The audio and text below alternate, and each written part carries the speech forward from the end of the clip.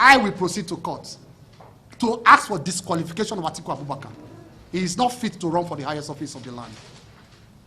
He is clearly ethically challenged, morally damaged for the highest office of the land. He can't survive this.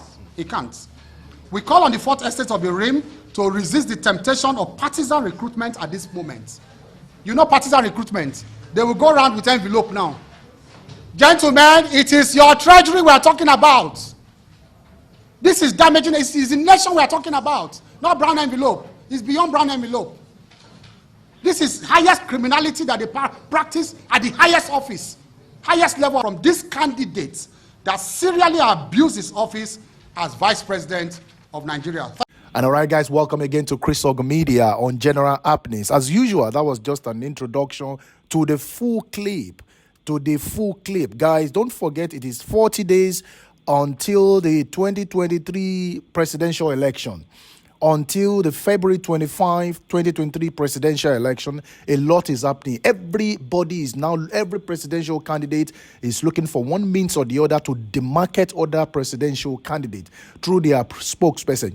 Now, the introduction you just listened to is, of course, you can see that it was Mr. Festus Keyamo. You know, this has got to do with the APC spokesperson holding a world press conference with regards to what has happened to Atiku. Don't forget that the former aide to the presidential candidate of the People's Democratic Party, Alhaji Waziri Abubakar, you know, his former aide actually was leading some secrets. You know, I don't know what happened between them two, but then the guy came out to leak some secrets. If you haven't seen the clip, I uploaded it above of what the guy said initially, but some reason the video eventually got leaked to the hands of the APC, and now they have set up some sort of word press conference, you know, to tackle Atiku Abubakar to say he's no longer fit for that particular position, number one position in the country. You know, and then they are giving a fee. And that fee is what we now use, you know, to fund the party instead of, you know, engaging open.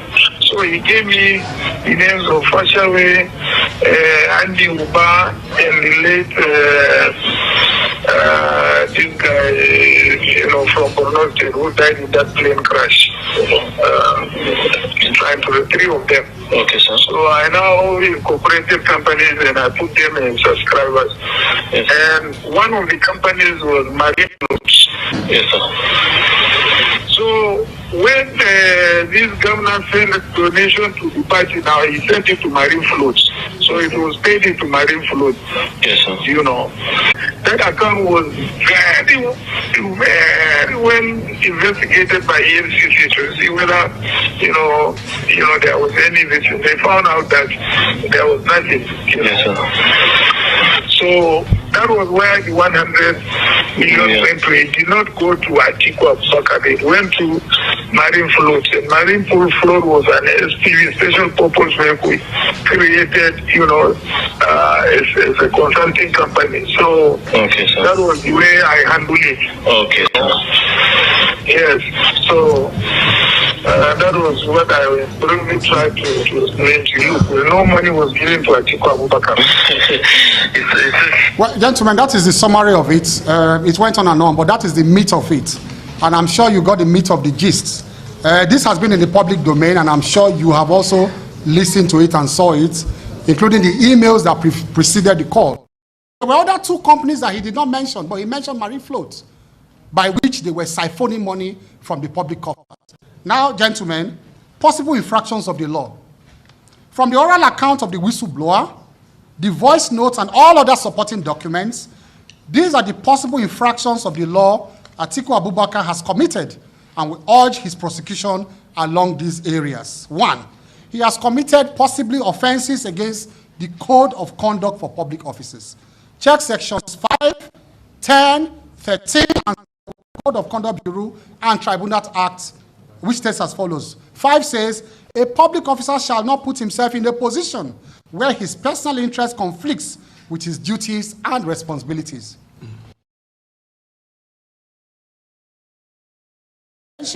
Of the said subsection 1 of this section, unless the contrary is proved. 13, a public officer shall not do or direct to be done in abuse of his office any act prejudicial to the rights of any other person knowing that such act is unlawful or contrary to any government policy.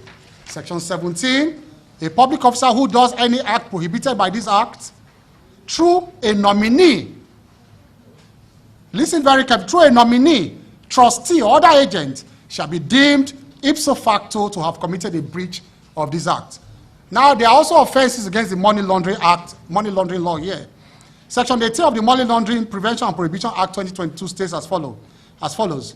Any person, subsection 2, any person or body corporate in or outside Nigeria who directly or indirectly, A, conceals or disguises the origin of, that's the concealment, through marine floats, or converts or transfers, removes from the jurisdiction or acquires, uses, retains, or takes possession or control of any fund or property intentionally, knowingly, or reasonably ought to have known that such fund or property is or forms part of the proceeds of an unlawful act, commits an offense of money laundering under this act. 3, there's also the possibility of offense of criminal breach of trust. Section 311 of the Penal Code reads thus: whoever being in any manner entrusted with property or with any dominion over property dishonestly misappropriates or converts to his own use that property, or dishonestly uses or disposes of that property in violation of any direction of law prescribing the mode in which such trust is to be discharged, or made, which he has made touching the discharge of such trust, or willfully suffers any other person to so do, commits criminal breach of trust. Now, there's also possibly the offense of conspiracy. Section 96(1) of the Penal Code of Nigeria states as follows: when 2 or more persons agree to do or cause to be done, A, an illegal act, or B, an act which is not legal by an act which is not illegal by illegal means, such agreement is called a criminal conspiracy.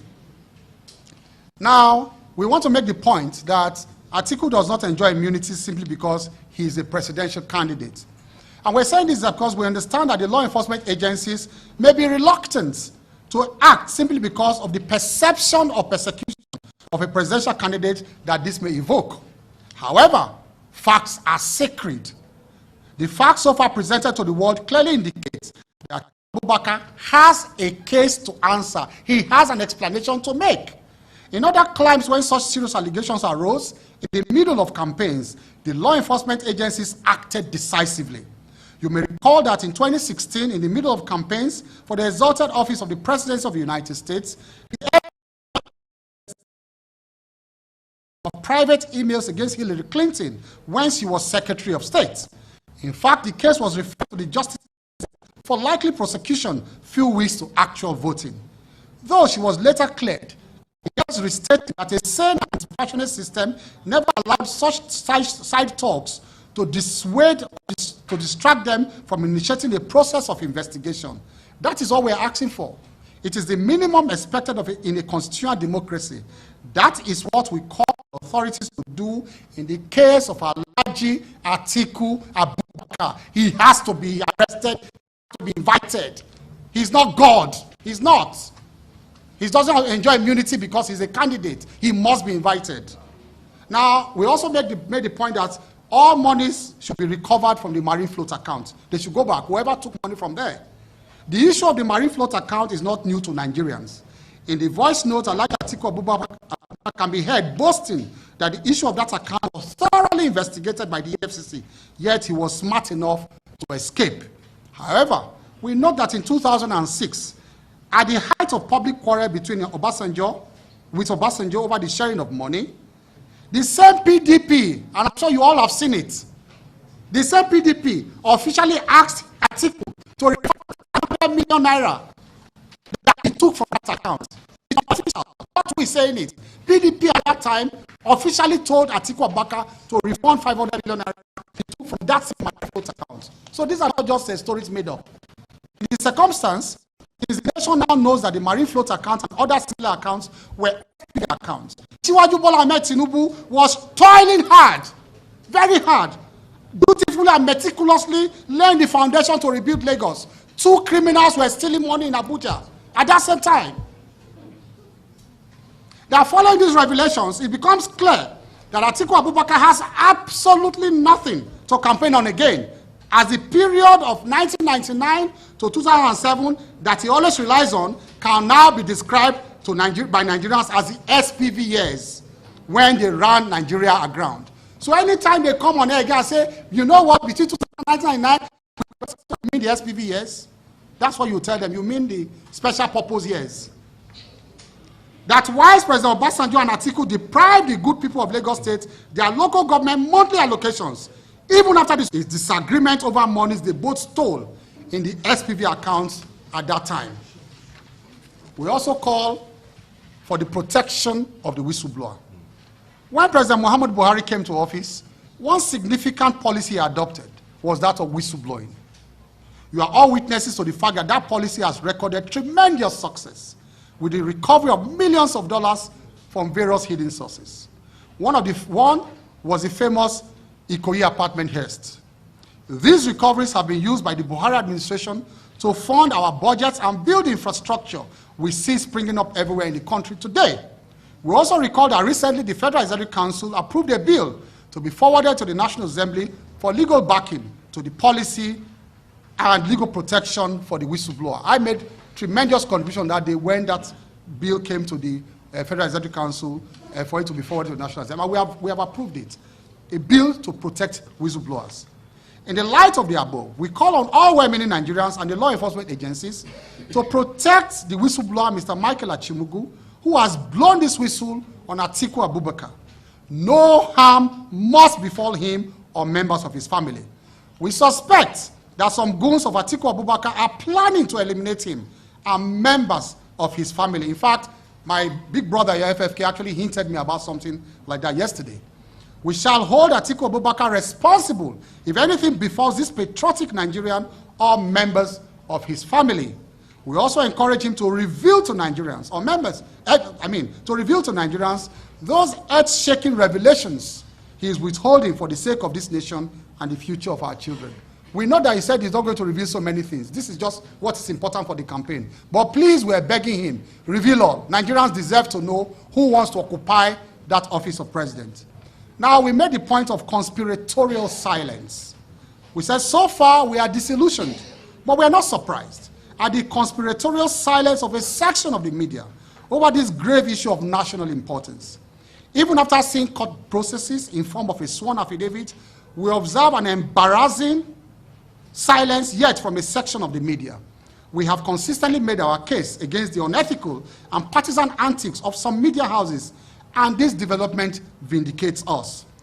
When it was the case of the spurious and dead case of drug dealing leveled against our candidate, Asiwaju Bola Ahmed Tinubu, this media platform threw caution to the winds and zealously feasted on it.